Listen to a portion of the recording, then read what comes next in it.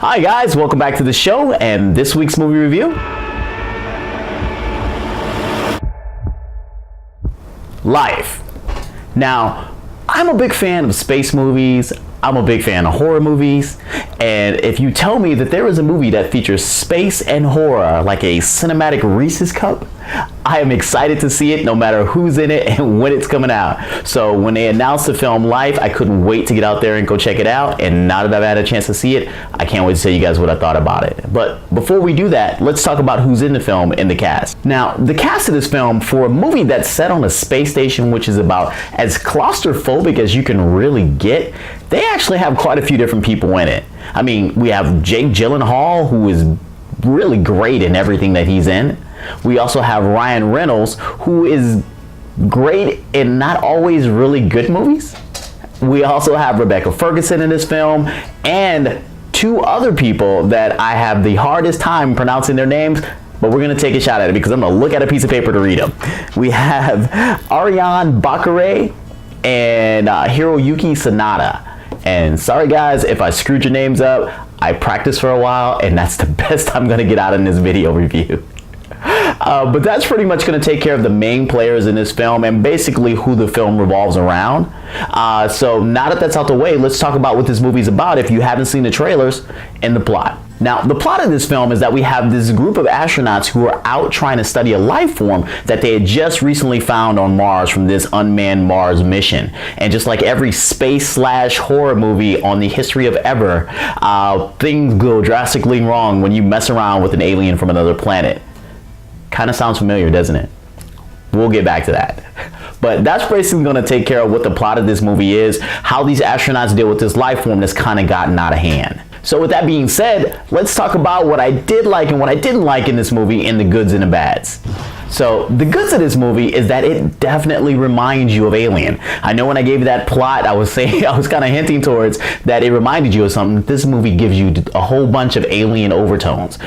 So much from the characters themselves, to the setting that they're in, to how they deal with trying to escape this particular alien. And I almost said to myself when I was watching it, I was like, this movie could only be more Alien if they kind of did a pan over and we saw Ripley and Newt in stasis somewhere on the side of the ship.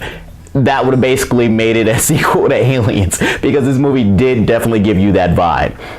Other things that I liked about this film is that the tension that they build up in it when you actually have this alien loose on the ship trying to hunt them down. I mean, it has you on the edge of their seat, on the edge of your seat.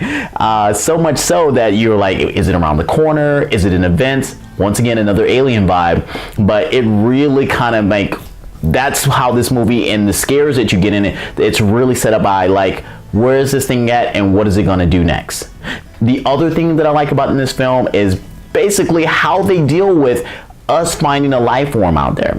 A lot of times you want to do is like, hey, you know, it's a mission, we're messing around with this alien. This one tried to take a more realistic approach about keeping us out in space and not bringing the alien to the planet, and how we would deal with safety precautions to make sure that the Earth stays safe from an alien life form that we have nothing about, or that we know nothing about and have really no business messing with. So I really like those particular aspects in this movie, and one of the things, or the few of the things that actually really kind of sold me on this movie itself.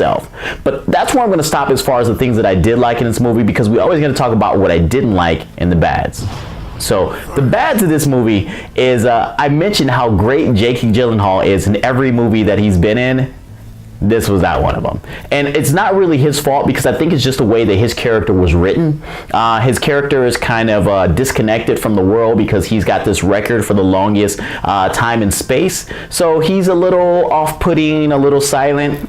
And to be honest, I actually forgot he was in the movie until we got to like in the last third of this movie, because that's when his character becomes important enough, because he was just kind of in glancing shots all the way up till we got to where his character actually does something in this film. Other things that I didn't like about in this film, I would probably say, is that last third, it kind of got predictable.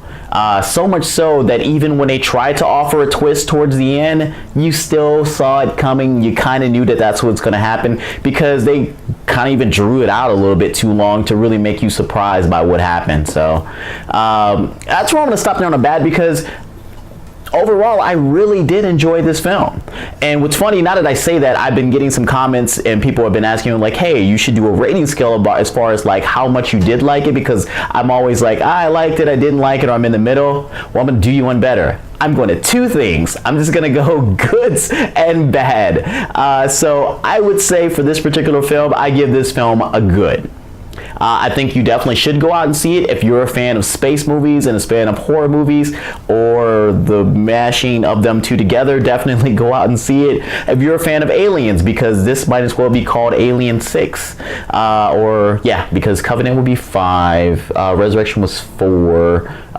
You gotta put in Prometheus. So Alien 7 this movie would be. But this movie definitely falls within the Alien universe. So definitely go out and see it. And as a last thing, for all of us that were idiots that believed that the symbiote was in this film and that was the alien, and this was somehow some type of prequel tie-in to the third movie of the first time that we saw Spider-Man on film. Now we're in a third one and somehow this all ties in. We're all the idiots. I can't believe that we believe anything on Reddit, because there is no symbiote in this movie. As a matter of fact, outside of the trailer, when you get to see like the early form of the alien, that's as close as we get to the symbiote. But that's all I got for this movie review. I'm a little bit behind on movies, so there's some other movies I'm trying to get out to go see this week to catch up, so that I can give you guys our take on what's out there right now. But stay tuned and make sure you subscribe and comment, so that way you know about those movie reviews when they come out, and I get to hear about what you guys think about the movie as well. So once again, that's all I got. Take care.